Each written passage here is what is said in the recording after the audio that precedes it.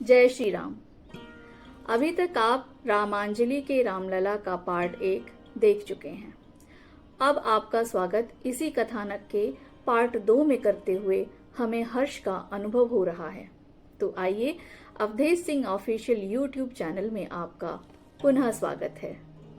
हमारे साथ श्री राम की भक्ति भाव से परिपूर्ण आस्था की आप भी अनुभूति कीजिए।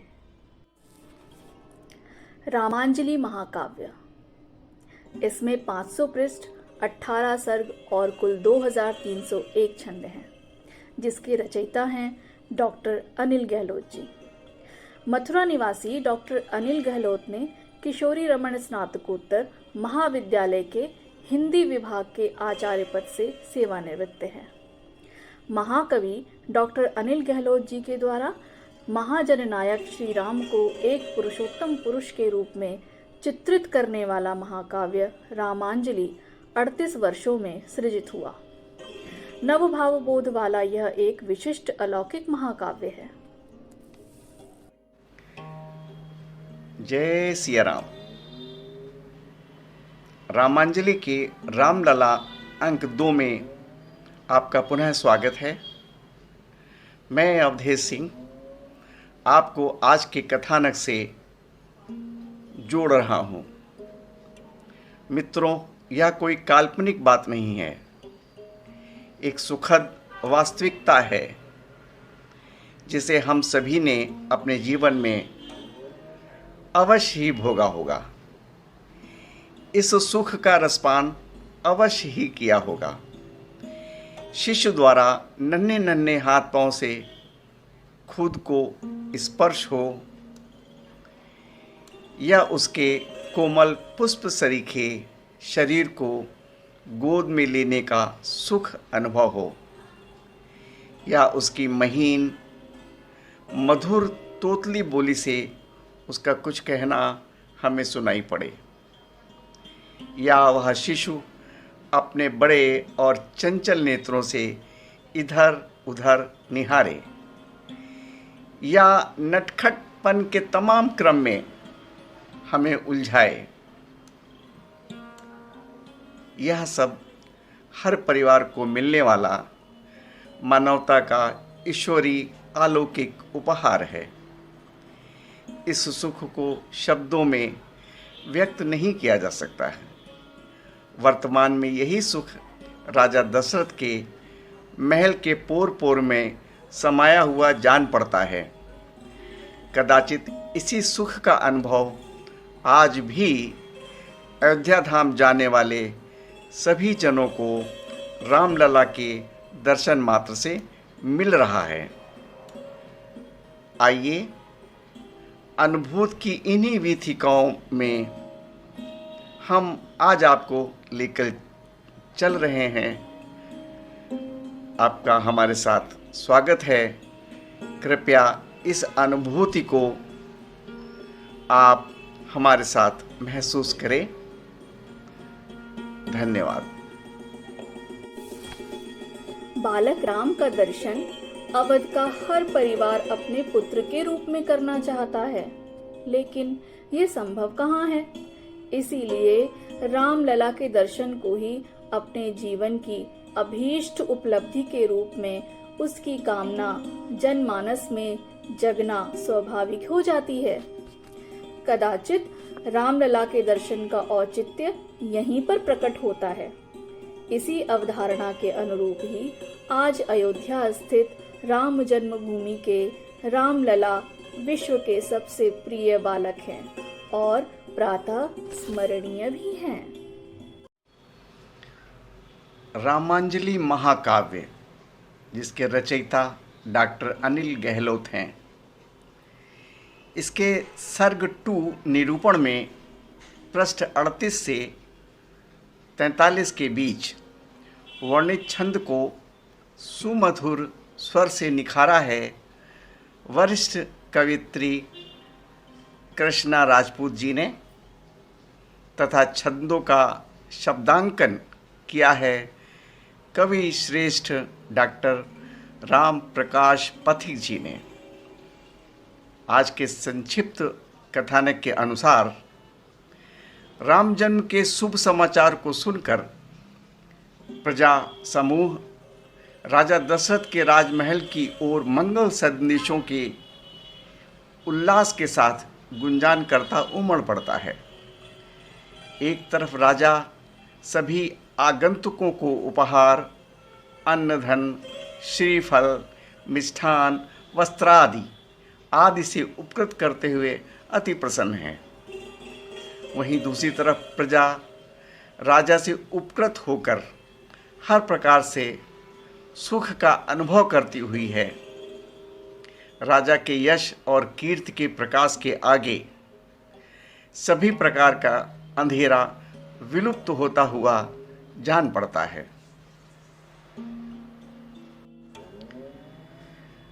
रामलला के साथ अन्य तीनों दशरथ पुत्रों के सुंदर मनोहारी बाल क्रीड़ाओं से ओतप्रोत राजमहल का हर प्रांगण, कच्छ, गलियारा, उपवन, बाग बगीचा आदि वात्सल्य से जुड़े नौनिहाल के तमाम सुखों से संपकृत होता हुआ, समाहित होता हुआ उत्सवपूर्ण हो रहा है। बाल किलकारियाँ, बाल सुलभ क्रीड़ा सभी के हृदय को अपने जादुई सम्मोहन से बांध रही है। चारों माताएं तथा स्वयं राजा दशरथ इस समय विश्व के समस्त सुखों की अनुभूति वाला सुलभ सुख बाल क्रीड़ा के माध्यम से प्राप्त कर रहे हैं। चला हर्ष में उन्मादित था, मंगल गान गुंजाता। चला हर्ष में उन्मादित सा, मंगल गान गुंजाता। जन समूह उल्लसित हृदय ले, उमड़ पड़ा उमगाता। महाराज के अभिनंदन में सादर शीश झुकाने, वैभव के उस नवल उत्स की समुद बधाई गाने।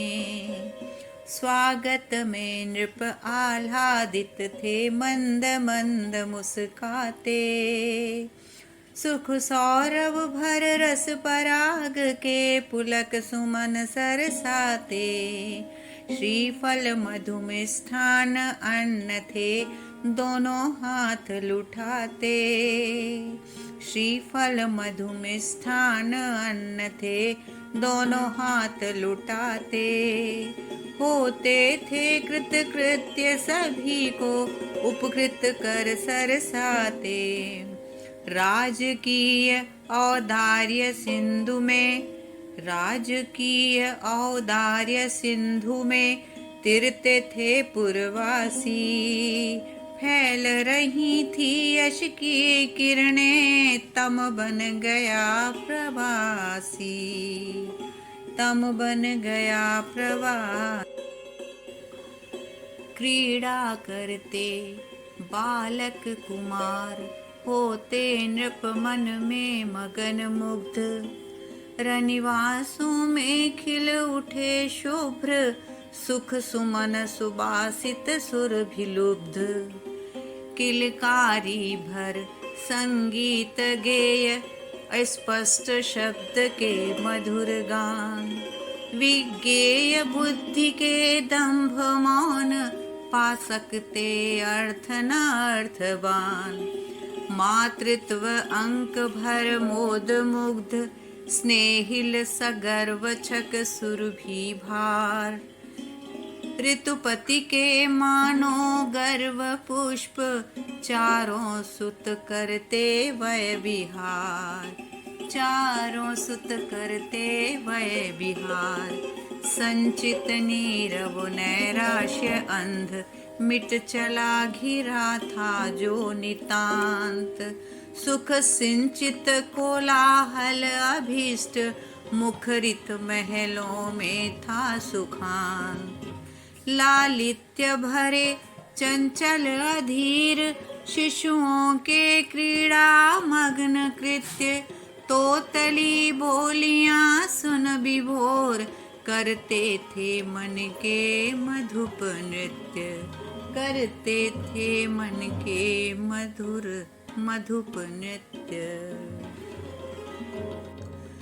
लुक छिप की क्रीड़ा में निमग्न, लुक छिप की क्रीड़ा में निमग्न, वह भाग दौड़ उद्देश्यहीन। नुपुर की ध्वनि छम छम अमंद, संगीत वृष्टि करती नवीन। संगीत वृष्टि करती नवीन। निर्वस्त्र घूमते सहज मग्न, संकोच रहित लीला विलास। पल पल पग पग अनुकरण वृत्ति, स्वाभाविकता का लोललास। स्वाभाविकता का लोललास, संकोच रहित लीला विलास। प्रतिबिंब पकड़ते दौड़ दौड़, स्वर्णिम खंभों में छवि निहार। फिर रह जाते चकित मौन, अवलोक उसी को बार बार। अवलोक उसी को बार बार, स्वर्णिम खंभों में छवि निहार। सम्मोहन में शशि और मुग्ध, नन्हे नन्हे निज कर उछाल। पाने को आतुर सप्रयास, असफलता में होते निहाल। असफलता में होते निहाल, नन्हे नन्हे निज कर उछाल। ले प्रश्न पंक्ति उत्तर विहीन, उत्सुक होते थे बार बार।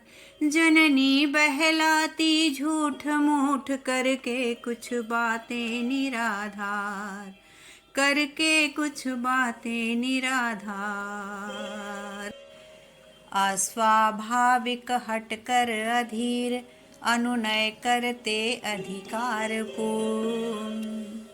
माताएं रहती विवश मौन, रस भर भर और रहता पूर्ण। असफल बहलाने का प्रयास, रूठने लौटने का विरोध। नृप देख देख होते विभोर, कुसुमोच्छ्वास सा नया बोध। अधिकार सहित पाकर दुलार ले, धूल स्नेही वस्त्र गात। फिर चढ़ जाते नृपति अंक, रुकते ना उतर पड़ते बलात्। फिर धरणी पर लौट लौट फिरते, घुटनों क्रीड़ा निमग्न चंचल। गिर पड़ते अनायास, रोते नृप बहलाते प्रसन्न।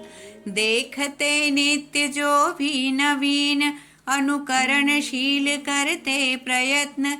माताएं इंगित कर सचेत, नृप को दिखलाती थी सयत्न। नृप को दिखलाती थी सयत्न। स्वप्निल अवचेतन में अधीर, अधरों पर तिरती सुमुस्कान।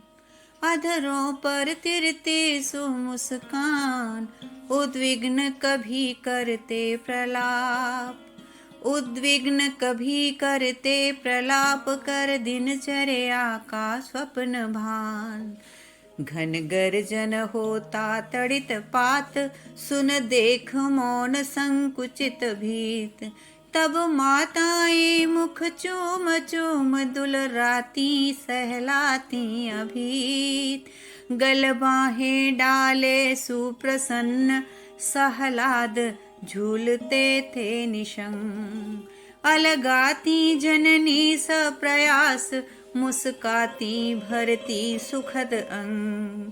स्नेहिल माताओं का त्रिरूप, एकांग हो रहा भर सुहास, अपनेपन का शुचि सुरभिपान, करता शैशव का वय विकास, करता शैशव का वय विकास, एकांग हो रहा भर सुहास, होती नित नव आनंद सृष्टि, ग्रह दीपों के बढ़ते प्रकाश, चारों कोने आलोक पूर्ण, विच्छिन्न तिमिर का हुआ पाश, विच्छिन्न तिमिर का हुआ पाश, ग्रह दीपों के बढ़ते प्रकाश। मंगल भवन अमंगल हारी, द्रवौ सुदशरथ अजिर बिहारी। अर्थात मंगल के धाम, अमंगल को हरने वाले और दशरथ के आंगन में खेलने वाले बाल रूप राम हम सब पर कृपा करें। जय श्री राम।